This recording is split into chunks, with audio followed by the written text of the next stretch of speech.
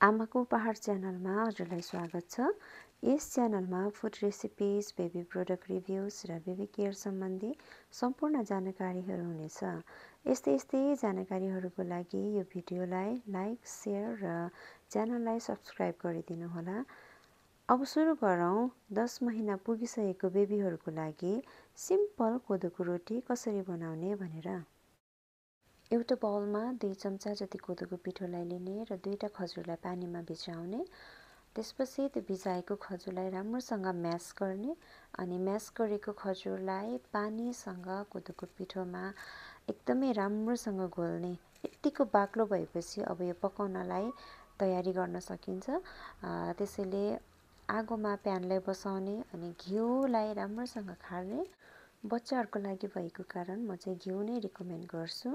यसरी प्यान तातिसकेपछि घिउ खारिसकेपछि चम्चाको सहायताले सानो सानो रोटी हुने गरेर हामीले पकाउन सक्छौँ। यो भयो भने चाहिँ बच्चाको हातमा एकदमै राम्रोसँग अट्न सक्छ।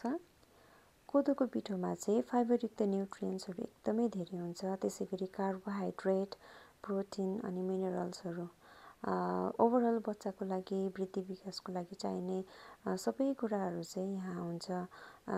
कोदोको पिठोले चाहिँ बच्चाहरूको डाइजेसनमा पनि एकदमै राम्रोसँग हेल्प गर्छ भनिन्छ है। अनि त्यसै गरी बच्चाको वृद्धि विकासको लागि आवश्यक गर्ने सम्पूर्ण न्युट्रियन्ट्सहरू त्यसमा हुने नै भयो। साथसाथै यसमा बच्चाहरूको लागि इम्युनिटी बुस्ट गर्ने एकदमै राम्रो सोर्सहरू पनि पाइन्छ। यसरी मैले बनाउन थालेको कोदोको रोटी तयारी भइसकेको छ। अब यसमा म बनाना र दहीलाई एड गर्नेछु।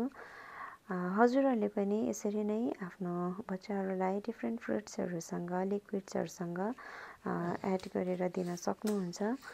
मेरो बेबीले चाहिँ अलमोस्ट 2टा खाइसक्यो अनि बाँकी टुक्रालाई पनि उसले भरे खेल्दै खाइसकेको छ। हजुरहरूको घरमा पनि 9-10 महिनाभन्दा माथिको बच्चाहरू, सबै एज ग्रुपको बच्चाहरू जसलाई पनि यो बनाएर दिन सक्नुहुन्छ। भिडियो हेरिदिनु भएको लागि धन्यवाद।